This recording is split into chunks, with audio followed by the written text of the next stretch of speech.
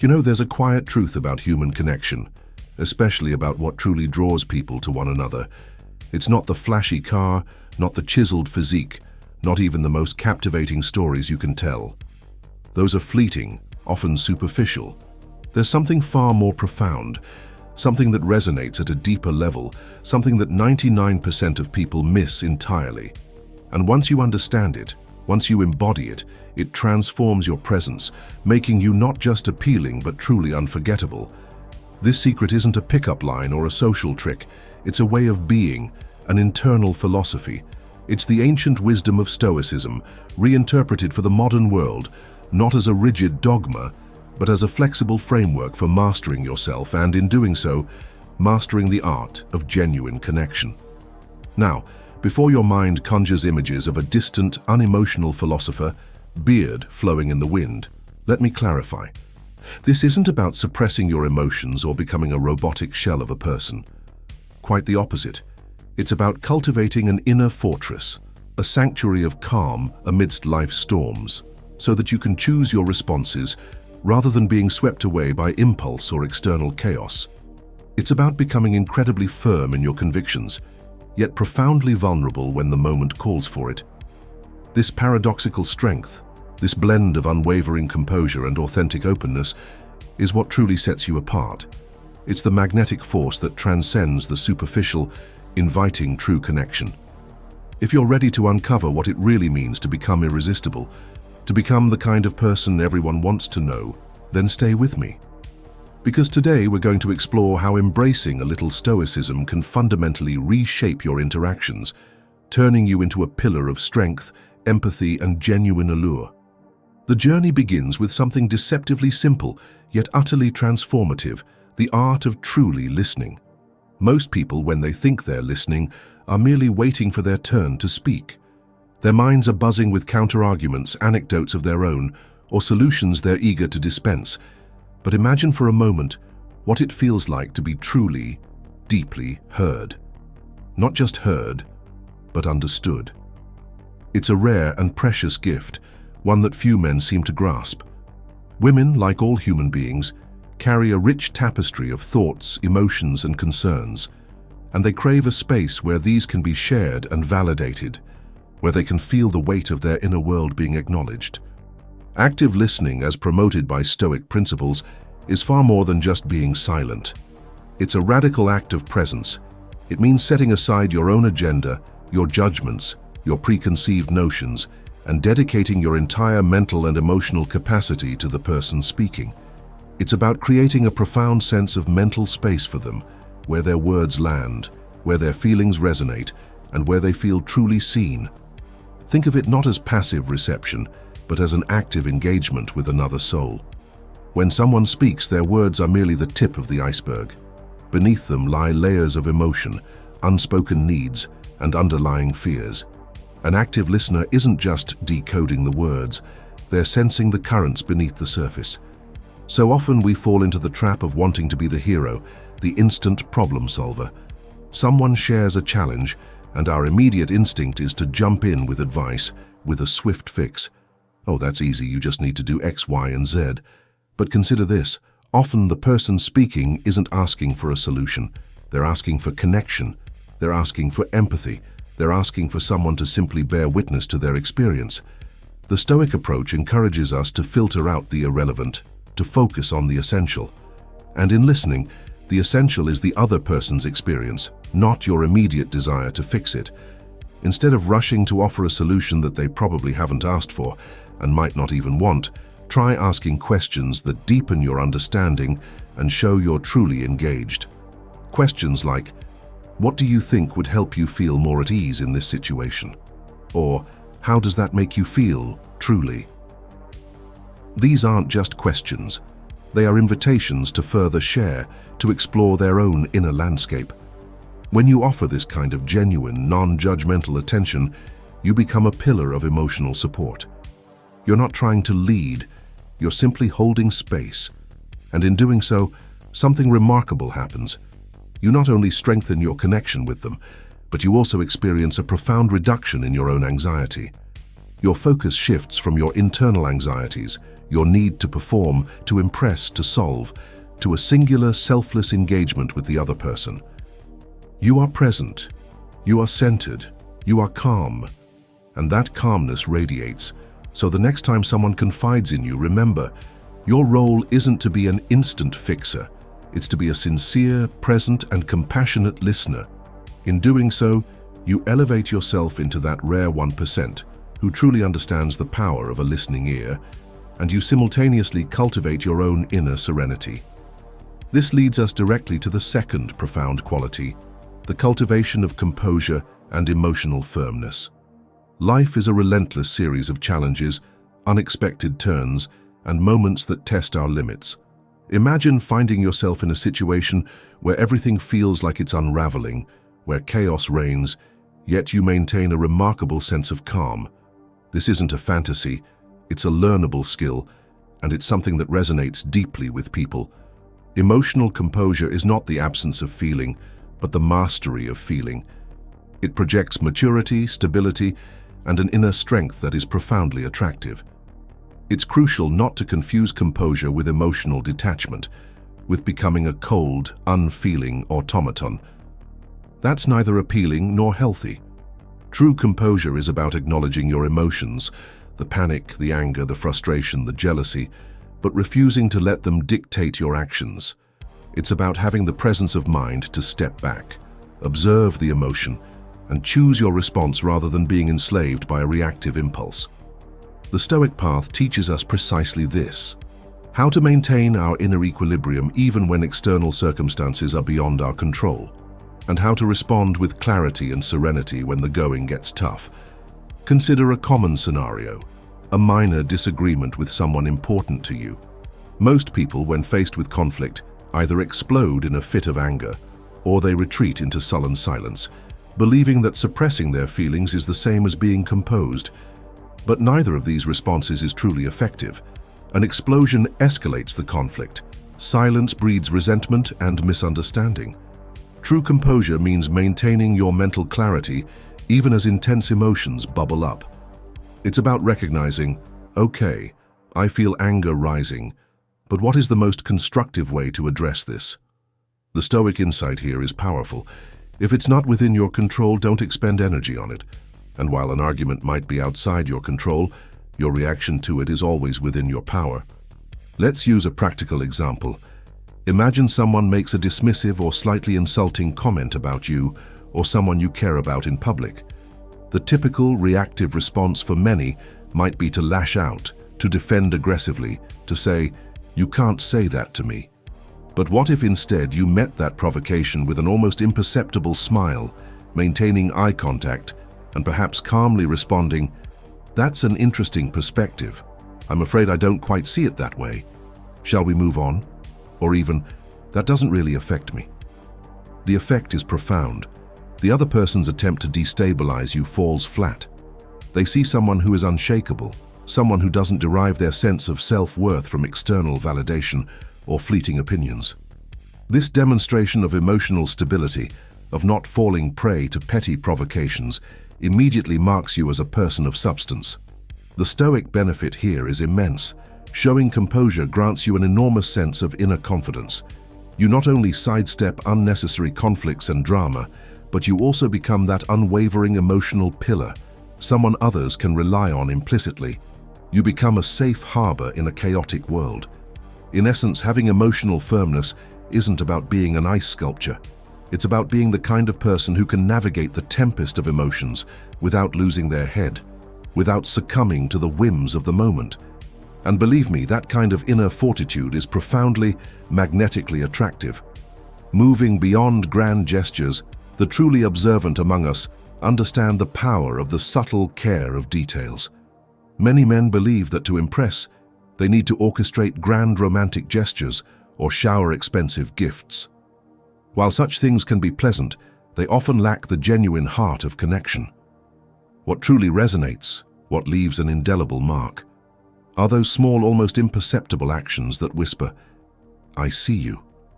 I truly care about you." This isn't about remembering every anniversary or the exact shade of their nail polish, though a good memory is certainly a bonus. It's about those nuanced gestures that communicate a deeper level of attentiveness and affection. Think about it. Did she once casually mention her favorite obscure indie band or a cult classic film she adored in passing? If weeks later, you send her a link to a new song by a similar artist or a review of a film director she admires, that small, thoughtful act speaks volumes. It says, "I listened not just with my ears but with my heart. I remembered something that matters to you and I thought of you because of it." Sometimes, the smallest actions carry the greatest impact, precisely because they demonstrate a level of observation and consideration that is rare. People appreciate those who notice the subtle cues, who see beyond the obvious, who recognize the unique threads that make up their being. It's that delicate touch that communicates, "You are special, and I want you to feel seen, cherished, and understood." Another powerful way to demonstrate this subtle care is by paying acute attention to reactions, not just words. In our loud, often self-absorbed world, everyone seems eager to speak, but very few truly listen, much less observe. If you notice a subtle shift in someone's demeanor, a fleeting shadow in their eyes, a slight tension in their shoulders, a hesitant pause in their speech, don't immediately try to fix it. Instead, simply acknowledge it. If you sense they're feeling a bit down or worried, you don't need to be a superhero with magical solutions. Just let them know you're there. A simple, "I notice you seem a bit preoccupied today. Is everything all right?" Or, "I understand how you're feeling. That sounds incredibly tough," can be far more valuable than any profound philosophical discourse or problem-solving attempt. It shows you're present, you're observant, and you care enough to notice the unsaid. The beauty of this kind of detail-oriented care is its authenticity. It's not something you can fake for long. If you genuinely care, if you genuinely observe, it will manifest naturally in your actions. If you pay attention to the little things in their daily life, if you remember their preferences, how they like to be spoken to, what brings them joy or comfort, you foster a connection that is deep, resilient, and utterly authentic. In essence, never underestimate the profound power of these small, consistent gestures. Often, what leaves the most lasting impression isn't the grand, spectacular event, but the unwavering, consistent attention you dedicate to the small, seemingly insignificant moments. And believe me, these are the threads from which truly meaningful, lasting connections are woven. This brings us to a cornerstone of profound connection, the radical act of being authentic and transparent. We've all been there, haven't we? Caught in the trap of trying to be someone we're not, perhaps to impress someone, to fit into a certain group, or to live up to an imagined ideal. We present a version of ourselves that's only 70%, 50%, maybe even 10% real. But here's the undeniable truth. Authenticity, in the long run, always wins. When you are genuinely yourself, you shed the exhausting burden of remembering what persona you adopted, what story you told, or how you acted in a particular situation. You simply are. And the truly amazing thing is, people can feel it. They sense the difference between a polished performance and genuine humanity. You don't need a superhero cape or an elaborate facade to be interesting. All you truly need is to be unequivocally genuine. Why is this authenticity so critically important, especially in the context of forging deep relationships? Because no one wants to be in a relationship of any kind with someone who is constantly playing a role. It's draining, disorienting, and ultimately deeply unsatisfying for both parties. In stark contrast, when you are transparent from the very beginning, when you lay your cards on the table, not recklessly but openly, you establish an unshakable foundation of trust. People, and women in particular, profoundly appreciate honesty, even when the truth is imperfect, even when it reveals flaws or vulnerabilities. And to be clear, this isn't an endorsement of brutal honesty, of blurting out every unfiltered thought that crosses your mind. Wisdom dictates discernment, but a foundation of honesty and openness creates an environment where trust can flourish. For example, if something genuinely bothers you, articulate it. You don't need to create a dramatic scene or an emotional outburst. But being clear, direct, and respectful in expressing your feelings rather than silently harboring resentment positions you as someone with emotional maturity and integrity. You communicate that your feelings matter and that you trust the other person enough to share them constructively. And if you ever make a mistake, and we all do because we are all imperfectly human, being transparent about it doesn't diminish you. On the contrary, it showcases remarkable integrity and strength of character. You don't need to be flawless to be valuable. In fact, it's a curious paradox. People often value those who are imperfect but authentic far more than those who tirelessly attempt to appear perfect all the time. It is the cracks, the edges, the honest vulnerabilities that create the deepest, most resonant human connections. So the next time you feel that insidious urge to don a mask, pause. Consider how liberating it would be to simply be yourself. Not only is it infinitely easier, but it also invariably leads to relationships that are profoundly more real, more fulfilling, and more authentically yours. Following closely on the heels of authenticity is the art of offering emotional support without imposing solutions. How many times has this happened?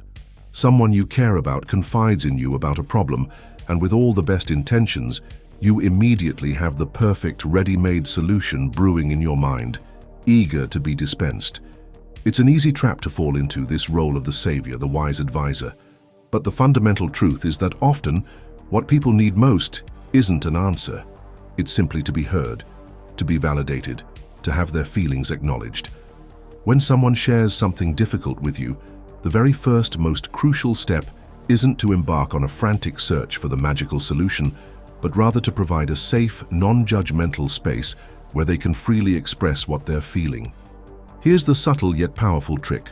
More often than not, people primarily need to know that their emotions are valid. They need to feel seen in their struggle, understood in their pain, even if you can't make it disappear. You don't always have to be the genius who fixes everything in an instant.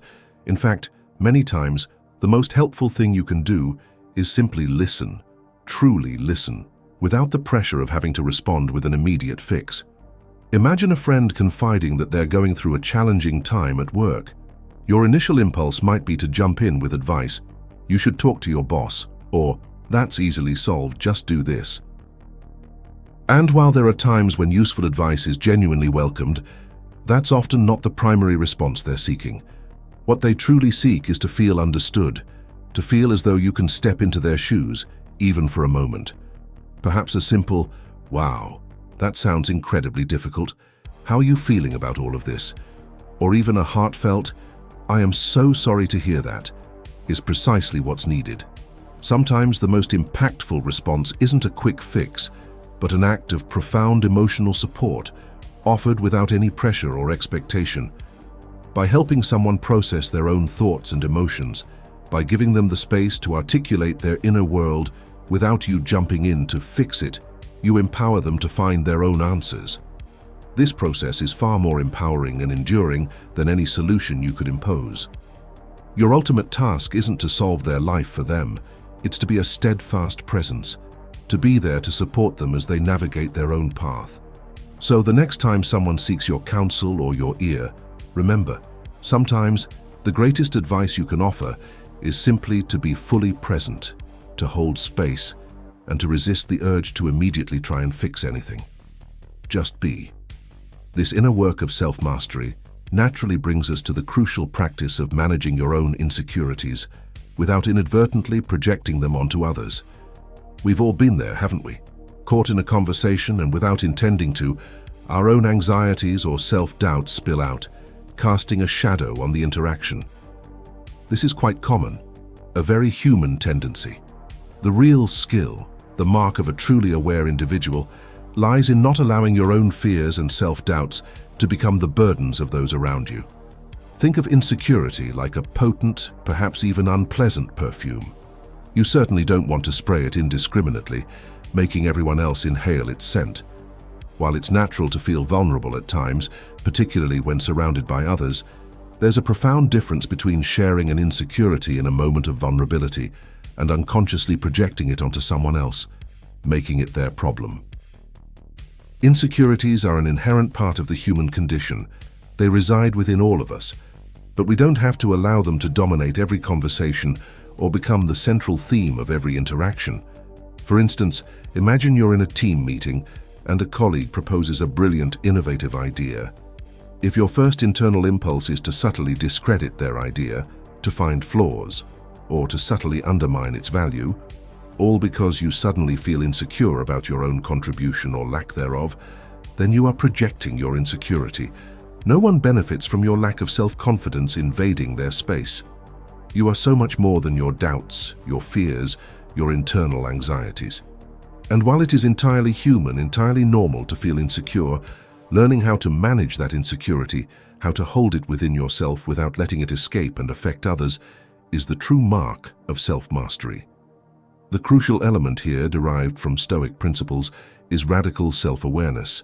It's about being acutely conscious of your own emotional states and not allowing them to hijack your actions or dictate your interactions. If you feel that familiar surge of insecurity rising, threatening to spill out in a passive-aggressive comment or a self-deprecating remark designed to elicit reassurance, take a deep breath. Pause. Remind yourself that everyone, including you, is on a continuous journey of learning and growth. Don't let your insecurity morph you into a mirror where others unwittingly catch a glimpse of their own doubts. Instead, consciously shift your focus.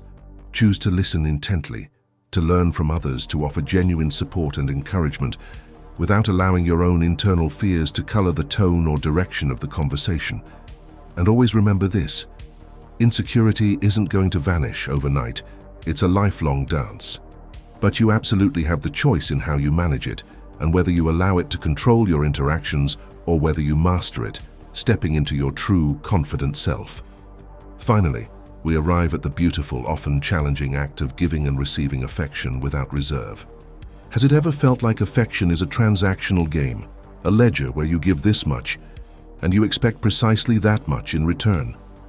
That sounds less like a genuine relationship and more like a calculated exchange, doesn't it? True affection, the kind that binds souls and builds enduring bonds, knows no limits, no conditions, no hidden buts at the end. If you feel the genuine urge to offer kindness, support, love, or appreciation, do so without any expectation of immediate reciprocation. It's almost like a free gift.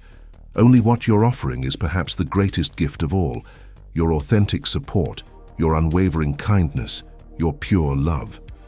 When we speak of giving affection without reservations, it doesn't mean you have to embrace every stranger you meet on the street, though a genuine hug can certainly work wonders once in a while. What it means is being authentic, uninhibited, and true in the ways you express your care and connection. Sometimes a simple, heartfelt "I truly appreciate you," or "I'm so glad you're in my life," can carry more weight, more meaning than 1,000 empty courtesies. It's about letting your warmth and genuine regard shine through your words and actions, creating a palpable sense of connection. But here's the often overlooked counterpart. Receiving affection is also a vital skill, one that many of us struggle to master. It's not just about being a generous giver. It's equally about learning to accept the goodness, the love, the appreciation that others genuinely offer us. If someone shows you affection, offers you a compliment, expresses their care, don't immediately deflect it, minimize it, or reject it out of some fear of vulnerability or feeling indebted. There's no need to frantically try to return the favor with equal measure in the immediate moment. Simply accepting a heartfelt "I love you" without questioning its motive, without wondering what they want in return, is the foundational first step towards building relationships that are truly deeper, more resonant, and profoundly authentic. Remember, affection isn't a currency to be traded. It's a genuine human bond that connects you with others at the deepest level. Don't impose artificial restrictions on it. If you genuinely love someone, tell them, show them, without overthinking whether that "I love you" will be immediately reciprocated or what it might imply.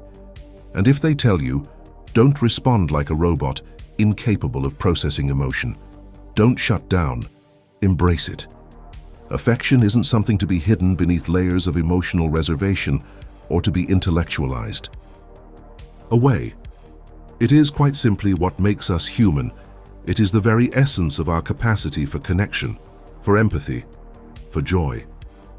So, the next time someone offers you a hug, a genuine thank you, or simply a heartfelt "I appreciate you," respond with the same unvarnished sincerity.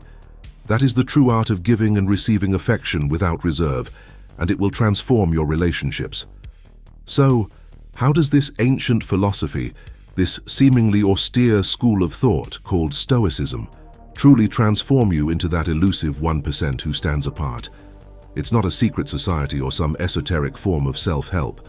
Stoicism is a profound philosophy of life, a practical blueprint for living well that, when truly applied, can cultivate in you a wisdom and resilience that distinguishes you from the vast majority of humanity. And here's the liberating truth. You don't need to pore over ancient texts or transform yourself into a robed scholar to begin integrating its principles into your daily life. Think of Stoicism as the ultimate mental gym. But instead of reps and weights, your workout involves training your mind to maintain unwavering calm, to laser focus your energy solely on what is within your control, and to gracefully let go of everything else that needlessly generates stress and anxiety. Sounds simple, perhaps even too simple, right? But do not be fooled. This simplicity is its profound power, and it is precisely what sets you apart from the masses. In our frenetic, modern world, most people are perpetually consumed by things utterly beyond their sphere of influence. The inescapable traffic jam, the unpredictable weather, the endless stream of opinions and criticisms on social media. All of these external factors become sources of unnecessary, debilitating stress. Stoicism, however, offers a radical shift. It teaches you to channel your precious, finite energy exclusively into what lies within your power, your thoughts, your emotions, and your actions. The rest you simply release. You let it go. Imagine a scene of utter chaos. A crisis erupts, deadlines loom, unforeseen problems compound, and everyone around you is succumbing to panic, losing their heads, dissolving into a maelstrom of emotional reactivity. But you, amidst it all, are an oasis of calm. This isn't because you don't care about what's happening. It's because you deeply understand that intense, uncontrolled emotions only exacerbate the problem, making it harder to think clearly and respond effectively. Your true power, the core of your influence, resides not in what happens to you, but in how you choose to respond to it. This fundamental shift in mindset is what fundamentally makes you different. To be part of that exceptional 1% isn't about accumulating more wealth or achieving greater fame, though those things might naturally follow. It's about possessing an unparalleled capacity to confront adversity with profound serenity, to remain steadfast and clear-headed when others are crumbling under pressure. It's about cultivating an inner fortress of peace built on principles of reason, virtue, and self-mastery. If you are able to truly apply these profound principles to your life, this commitment to active listening, this unwavering composure, this keen eye for subtle details, this courage to be authentically yourself, this gentle strength to offer support without imposing solutions, this wisdom to manage your own insecurities without projecting them, and this boundless capacity to give and receive affection without reserve, then you have not just begun a transformation, you have fundamentally reshaped your world. The real change, the most impactful transformation, occurs within you. Embracing and applying principles like those found in Stoicism doesn't just help you gain control over your life, it profoundly transforms you into a person capable of confronting any challenge, any setback, any triumph, with an unshakable serenity and an unshakable confidence. Being part of that distinct 1% doesn't mean being perfect or immune to struggle. It means consciously choosing to learn how to respond to life's inevitable currents, its relentless challenges, and its beautiful opportunities in the wisest, most deliberate, and most impactful way possible. It's a lifelong journey, a constant practice, but one that promises not just external success, but a deep, abiding inner peace, and a truly remarkable ability to connect with others on a level that transcends the ordinary.